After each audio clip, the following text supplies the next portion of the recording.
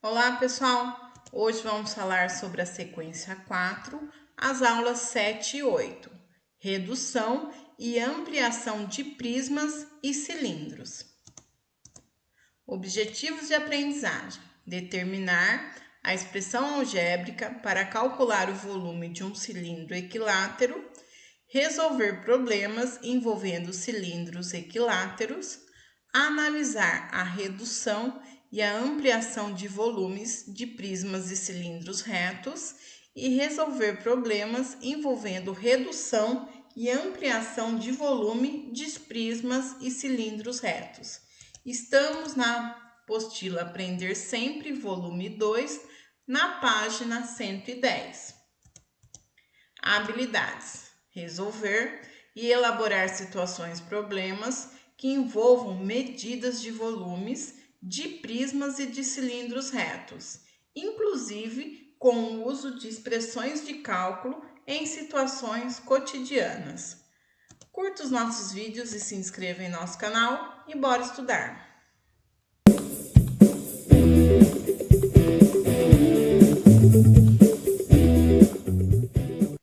Vamos analisar dois sólidos geométricos. O primeiro sólido geométrico é o prisma de base hexagonal. Então, esse é um prisma de base hexagonal. Aqui a gente vai chamar de lado da minha base, e aqui é a altura da minha base.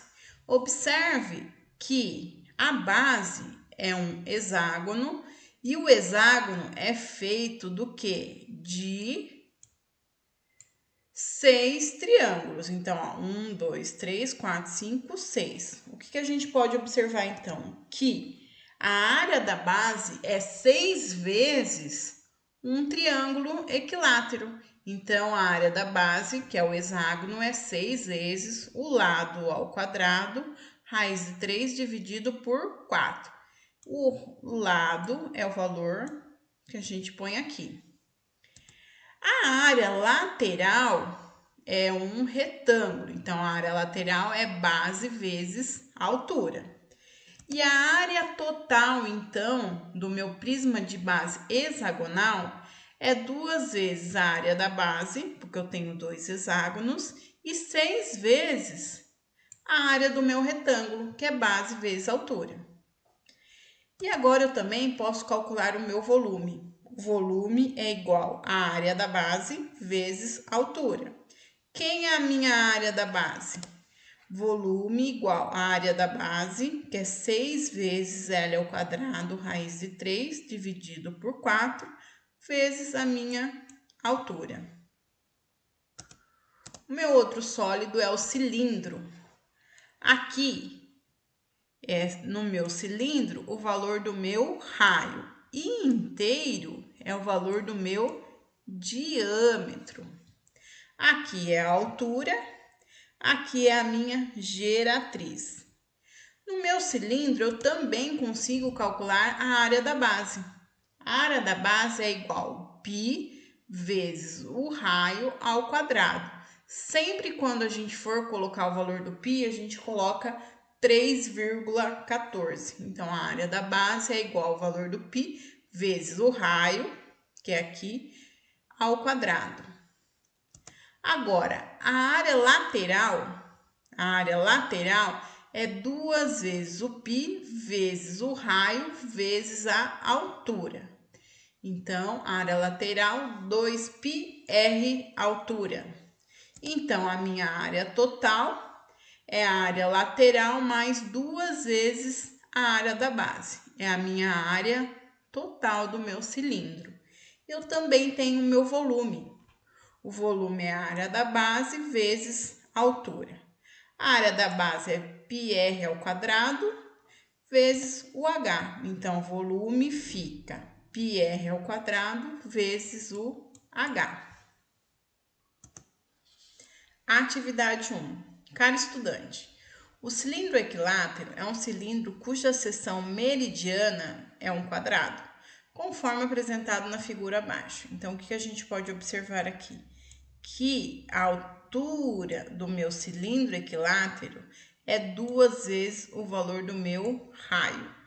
Então, é 2 raios aqui e 2 vezes o raio aqui. A partir das observações do cilindro equilátero, determine. O que a gente pode determinar? Ao observar a planificação da superfície do cilindro equilátero, o que você percebeu de diferente em relação aos elementos do cilindro? Que a gente pode observar que a altura é igual a 2 raios, que também é igual à minha geratriz. B. A partir das estratégias desenvolvidas por você para determinar o modelo para calcular o volume de cilindros retos, efetue analogias e determine um modelo válido para calcular o volume de um cilindro equilátero. Então, vamos lá. Volume do cilindro é igual a π vezes o raio ao quadrado vezes a minha altura, que já foi dado nessa aula. 2. Vamos determinar o volume dos cilindros abaixo. Então, esse é um cilindro equilátero, ele tem raio 1 centímetro e altura 2 centímetros. Então, vamos lá. Volume do cilindro é igual a π vezes raio ao quadrado vezes altura.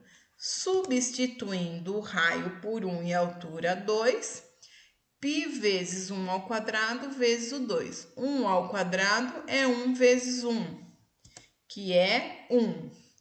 E 2 vezes 1 é 2. 2 com π, 2π. Então, volume do cilindro é igual a 2π.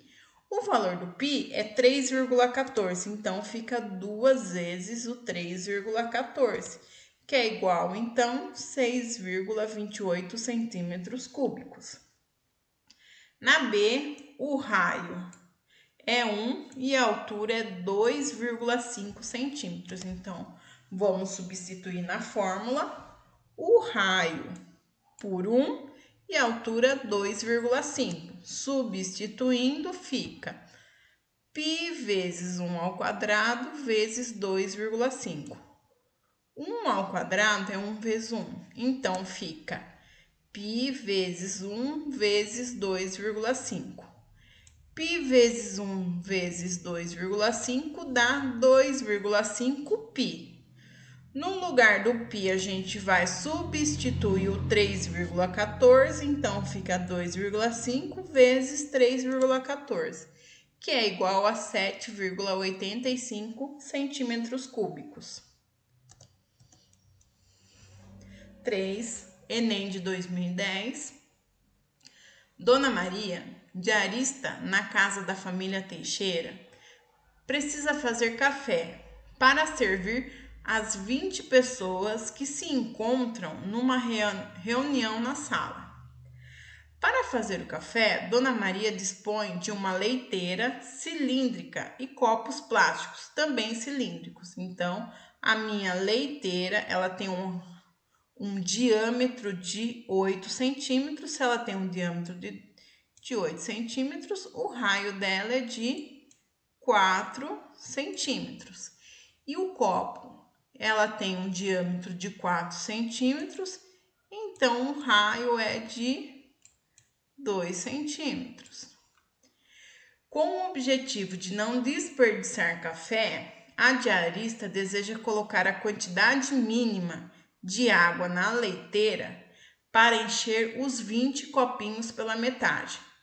Para que isso ocorra, Dona Maria deverá. Então, primeiramente, eu tenho que descobrir quanto que cabe na minha garrafa, na minha leiteira.